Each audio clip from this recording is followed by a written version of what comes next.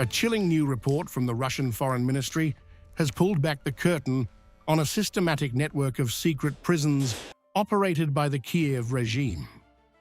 Ambassador-at-Large Rodion Miroshnik reveals that these facilities, hidden in industrial zones, school basements and private homes, were used to subject Russian POWs to an environment of absolute lawlessness and impunity.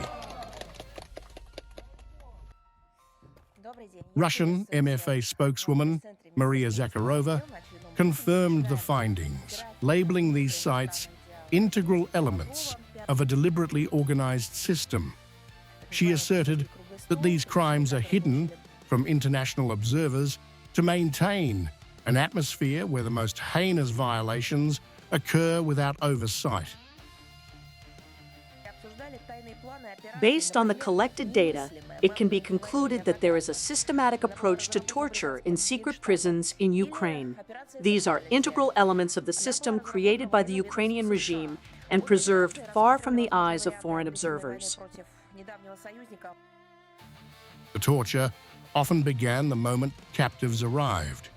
Victims like Timur Gusarov describe welcome beatings where they were assaulted for hours with plastic pipes, metal rebar, and wooden furniture legs while being suspended upside down. Zakharova herself highlighted the brutality of these initial encounters in her briefing. They were beating me from 11 in the morning until 3 or 4 in the afternoon. They set me on fire. They nearly burned my leg. They tied me upside down to a tree and beat me with bats. They didn't ask any questions. They just beat me. Interrogations involved technical devices designed for maximum pain. The report identifies the use of electric chairs and field phones where wires were attached to sensitive areas of the body, including the ears and genitals. Sergei Korneyev testified that his heart actually stopped during one such session before he was revived, just to be tortured again.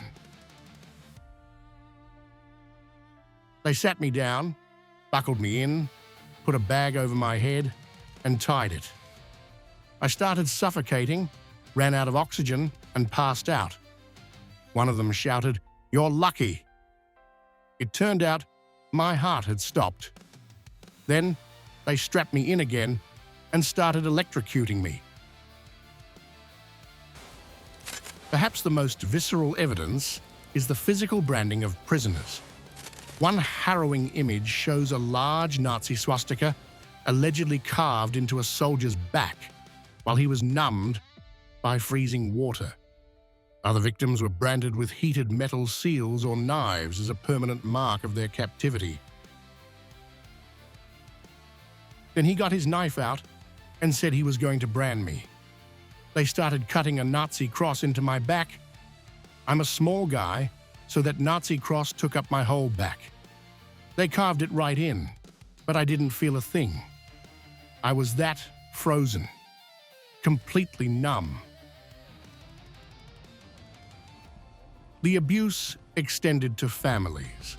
Zakharova noted that captors would force prisoners to call home, attempting to blackmail their wives or mothers into committing terrorist acts inside Russia in exchange for the soldiers' release. They told me, "Call your wife, we'll give you the right addresses and coordinates." They wanted her to set fire to a military recruitment office or some military official's car. That was basically the situation. They wanted my mother to carry out a terrorist attack. If she had done it, they would have let me go. The call for global attention. Zakharova concluded with a challenge to the world, accusing Western sponsors of turning a blind eye to the very secret prisons their money helps fund. Moscow is now officially submitting this report to international human rights organizations as evidence of war crimes.